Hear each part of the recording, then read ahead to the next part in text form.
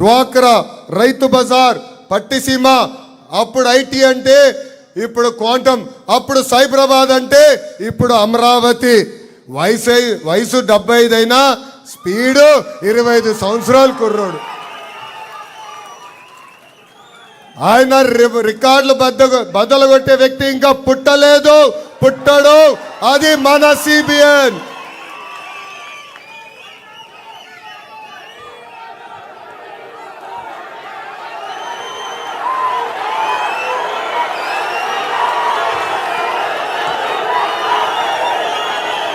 గల్లీ నుంచి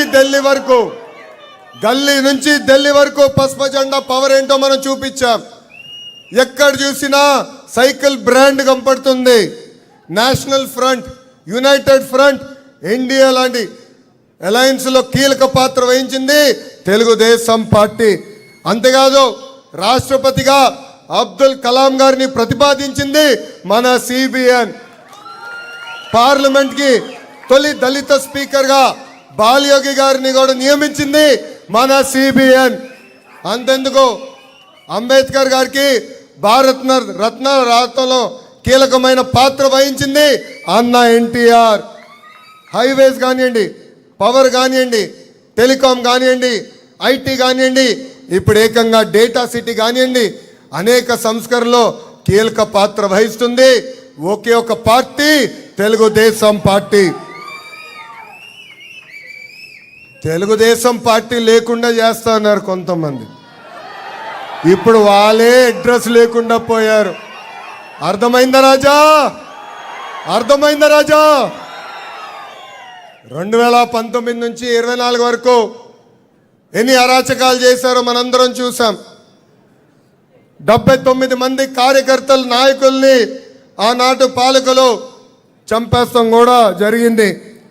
టోత చంద్రయ్యని చంపేస్తే పాడి మోసింది మన సిబిఎన్.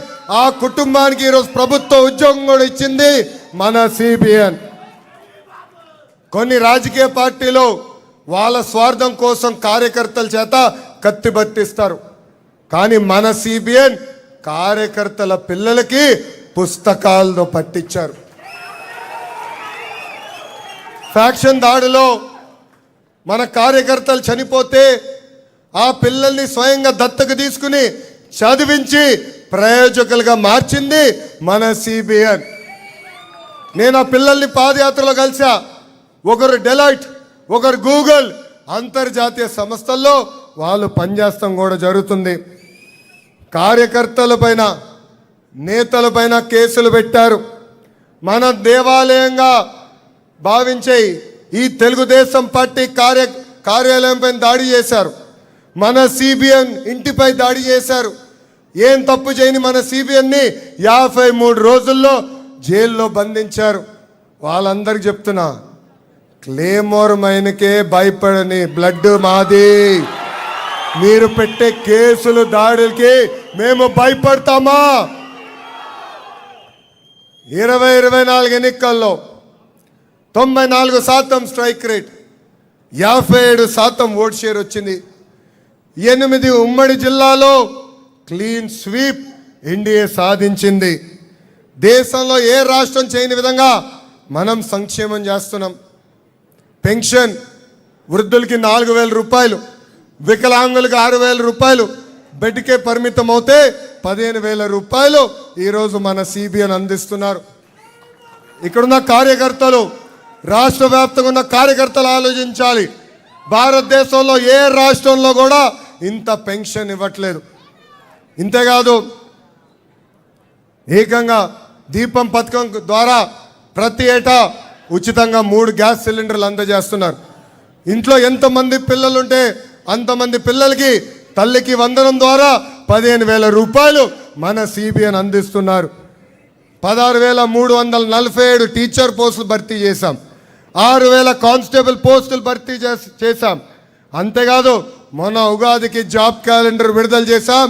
10,060 పోస్టులు ఈ జాబ్ క్యాలెండర్ ద్వారా సంవత్సరంలో భర్తీ చేస్తామని ఈ సభాముఖంగా యువకులకి నేను హామీ ఇస్తున్నా. నేను బయట ఎంత పోరాడుతున్నానో పార్టీ లోపల కూడా అంతే పోరాడుతున్నా. సంస్కరణ కోసం మనందరం కలిసికట్టుగా పోరాడాలి. కష్టపడుతున్న కార్యకర్తలు మనం గుర్తించాలి. ఆ పవిత్రమైన బాధ్యత నా పైన కూడా ఉంది. కష్టపడిన కార్యకర్తను గ్రామ స్థాయి నుంచి పాలిట్ బ్యూరో స్థాయి వరకు తీసుకెళ్లాల్సిన బాధ్యత మన పార్టీ పైన ఉంది. అందుకే మీరు చూడండి, ఈరోజు జాతీయ అధ్యక్షులు గారి పక్కన వెనకాల ఎవరు కూర్చున్నారో, ప్రతిపక్షంలో అధికారంలోకి వచ్చిన తర్వాత అహర్నిశలు కష్టపడిన వారు, మై టీడీపీ ద్వారా మాకు వివరాలు ఇచ్చిన వారు, వాళ్ళని ఈరోజు గుర్తించి గౌరవ అధ్యక్షులు నారా చంద్రబాబు నాయుడు గారి పక్కన కూర్చోబెడతాం జరిగింది. అందుకే ఇక్కడున్న కార్యకర్తలందరినీ కోరుతున్నా, మీ పని గుర్తించాల్సిన బాధ్యత మా పైన ఉంది. కానీ మీరు కష్టపడిన విధానం మాకు చెప్పాల్సిన బాధ్యత మీ పైన ఉంది. అందుకే మై టీడీపీలో అప్డేట్ చేయండి. పార్టీ పిలిపించిన ఏ కార్యక్రమం అయినా అది మై టీడీపీ ద్వారా పార్టీకి తెలియజేయాలని ఈ సభాముఖంగా కార్యకర్తలందరినీ నేను కోరుతున్నా. అంతేకాదు, మన పార్టీలో ఒక జబ్బు ఉందండి. ఆ జబ్బు పేరేంటి? గట్టిగా చెప్పండి. అలక. దానివల్ల నష్టపోయేది ఎవరు? కార్యకర్తలు, ఆంధ్ర రాష్ట్ర ప్రజలు. అందుకే అలక వీడాలి. మై టీడీపీలో సిబిఎన్ కనెక్ట్ అని ఉంది. మీరు గౌరవ ముఖ్యమంత్రి గారికి ఏమైనా తెలియజేయాలన్నా, జాతీయ అధ్యక్షుల వారికి నేరుగా ఏమైనా తెలియజేయాలన్నా తద్వారా తెలియజేయచ్చు. అందుకే ఆలక మానేయండి, అవసరం లేదని ఈ సభాముఖంగా కార్యకర్తలందరికీ నేను పిలిపిస్తున్నా. మనందరికీ అహంకారం వద్దు. గతంలో చూసాం, అహంకారం వస్తే 151 11కి పడిపోయింది. నాయకులందరినీ కోరుతున్నా, ప్రజల దగ్గరికి వెళ్ళాలి, కార్యకర్తల దగ్గరికి వెళ్ళాలి, పలకరించాలి, వాళ్ళ సమస్యలు ఏముందో నేరుగా